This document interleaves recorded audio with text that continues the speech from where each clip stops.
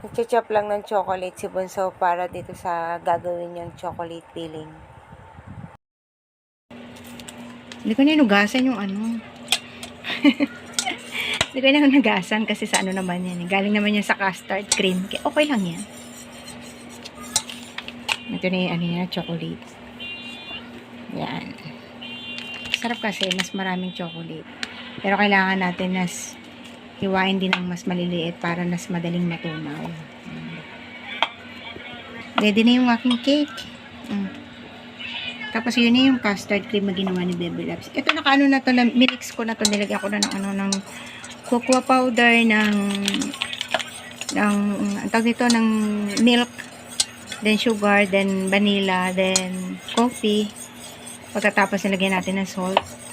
Pagkatapos yung last, lalagyan natin ng chocolate bar.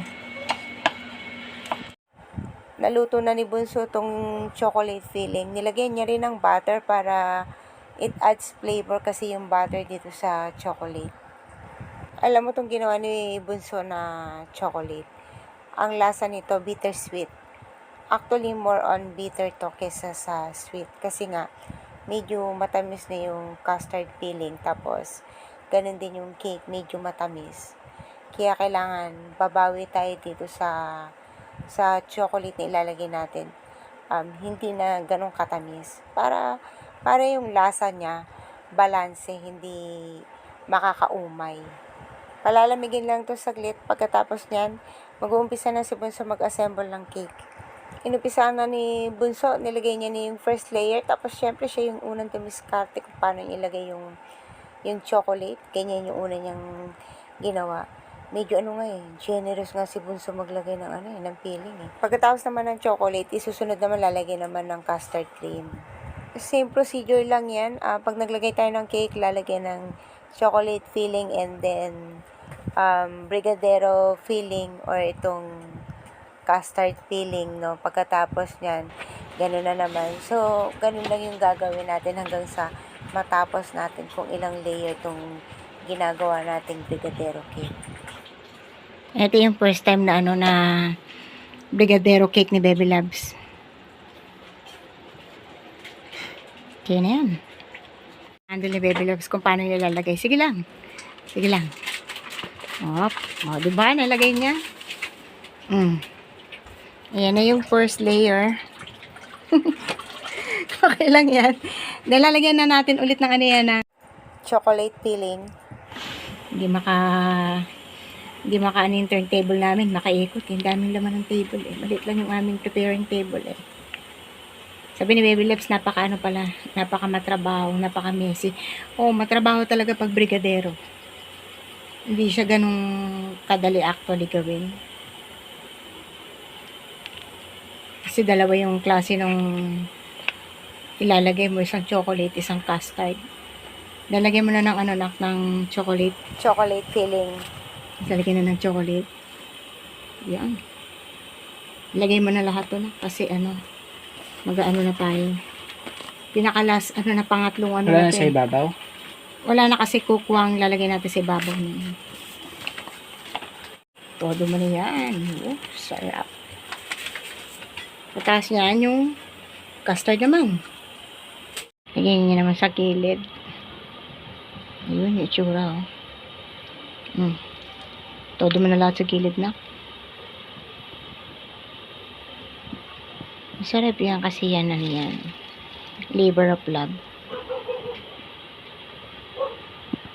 Hindi lahat ng anak mapagbe-bake mo. Pero si Baby Loves. Kahit si Kuya, nagbe-bake din si Kuya. Last yung cake ko nung Mother's Day. Si Kuya Ambo yung gumawa. This time, si Baby Loves, tinulungan naman ako ni Baby Loves.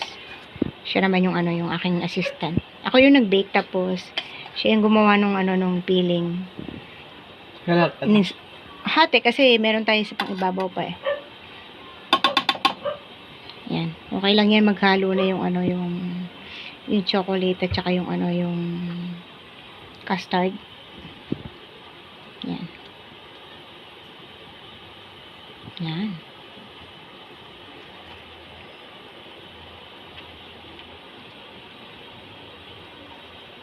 Sabi ni Baby Loves, messy daw eh. Pero okay lang yan.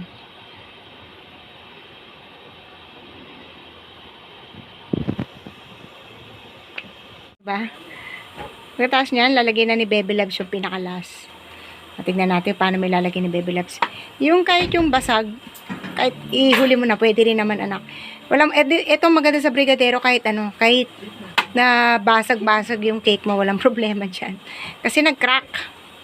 Pagka taog kanina na Baby Loves, nag-crack yung cake. So, okay lang yan. Kahit, tulad nito, sige, lagay mo na. O, tulad niyan, di ba, nag-crack. Kahalati na lang. So, okay lang. Kasi nga, mahuhulma naman yan.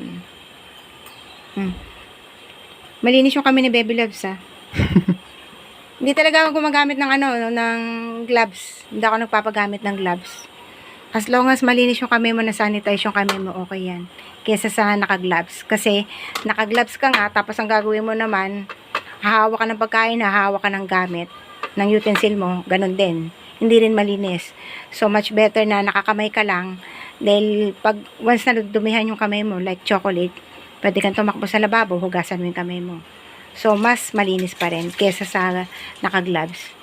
Pero hindi naman ako against sa mga gumagamit ng gloves. Kanya-kanya din kasi yan eh.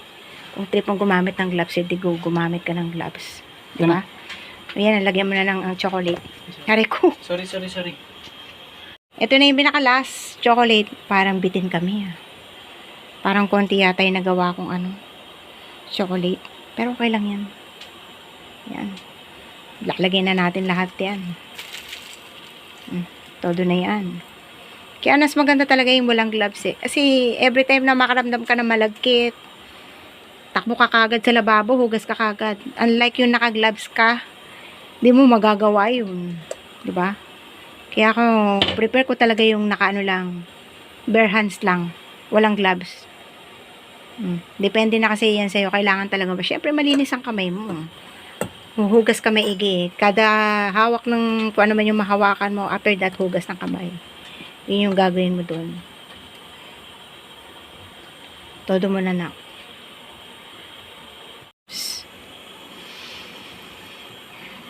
Diba? Masyadong thick yung nagawa kong chocolate. Pero yan ang masarap. O, diba? Yun na natin lalagyan ng na-crush na chocolate sa taas kasi bubukol. Yun na ang mami. Nilinis ko na yung gilid tapos lalagyan na ni Baby Love siya ng custard. Pinakalas. So, todo na yan. Lalagyan na lahat yung custard na yan.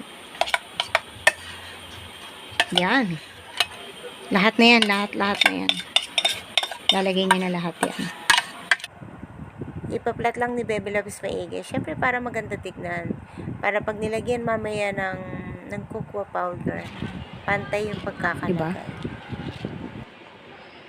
Ako yung teacher niya sa sa baking. Hindi na kailangan kumuha ng ng baking class. Yung mga anak ko sa akin na syempre matututo. Partida pa yan, puro lalaki pa yan. Okay. Pagkatapos, lalagyan naman ni Bunso ng cocoa powder. Syempre, mas maganda, mas maraming cocoa powder. Pwede rin dito yung yung coffee.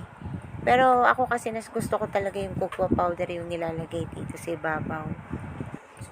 Ayan na, natapos na. Pagkatapos, syempre lilinisin naman yung gilid, no? Ito, ayusin na natin. Syempre, para presentable, tsaka maganda tignan. Kailangan talagang malinis, diba? Pagkatapos nito, lalagyan na to ni Bunso ko ng ribbon. Wala akong ribbon na Happy Father's Day. Ang meron lang ako dito yung plain ribbon. Pinalitan namin ng topper. Demanding din yung aming daddy. Ayaw niya daw nitong topper na to kasi ang pangit nga naman. Nagpagawa ng sariling topper, yung avatar niya. Ito yung avatar niya sa sa Facebook. Ang cute ng topper niya, no? Talagang diniman niya, pinapalitan niya yung topper. Gusto niya daw yung avatar niya sa Facebook. Ayun na yung cake ni Labby.